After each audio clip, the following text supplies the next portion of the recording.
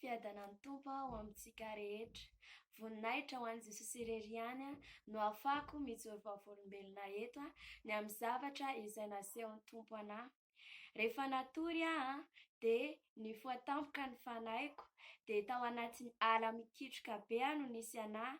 Rehefa tao anatin'ny ala mikitroka aho dia nisy olona tao aoriako ny akanjo rovidrovitra sy malotoloto dia niteny tamiko izy hoe inona nataonao irery aty anaka, dia namaly azy aho hoe irery ho aho za tsy hitako ny lalana alehako satria ala mikitroka tsy ahitavana lalana mihitsy ny tao, no sady nisy biby marobe tena lavitra teny fa tsy sahy nanatona anahy izy ireo fa nana-devoly manko izy ireny. Dia rehefa niteny azy namaly azy dia niteny tamiko izy hoe avy manaraha anahy, dia nanaraka azy ka dia nisy lalana nisokatra tampoka teo. Rehefa nisokatra ny lalana dia niova koa ny akanjony, niova fotsy manelatrelatra fa tsy hitako ny tarehany, dia nipetraka teo ambony vatolampy zahay rehefa vita izany. Dia rehefa mipetraka teo zahay dia niteny tamiko izy hoe ny devoly manafika anareo amin'ny zavatra kely indrindra izay tsy eritreretinareo izay idirany no idiran'ny Satana. Dia rehefa niteny an'izany izy dia nasehony anahy ny tarehan'ny Lucifer.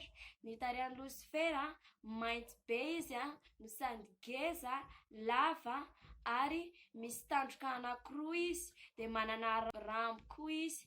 Dia nasehony anahy koa ilay dragona, ilay Satana ely izay nazera avy tany an-danitra dia nasehony anahy ary mena ny lokon'ilay dragona. Dia rehefa nasehony anahy amin'izay izany dia niteny izy hoe mivavaka aza mitsatra ianareo, izany hoe ny tiany ambara dia tokony hivavaka foana isika, n'aiza n'aiza ny lalana izay alehantsika, n'aiza n'aiza ny toerana misy antsika dia tokony hatsiaro hanonona ny anaran'i Jesosy foana isika. Dia voninahitra ho an'i Jesosy ireriany ny amin'izany fijoroana vavolombelona ataoko izany.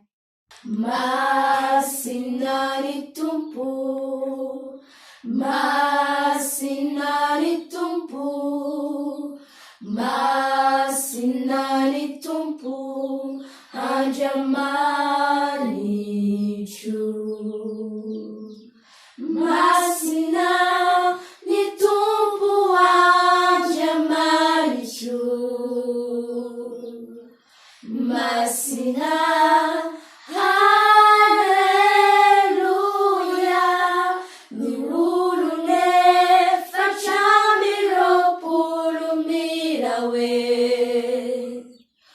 masina,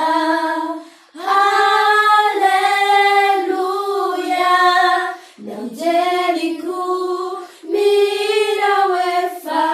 Masina, masina,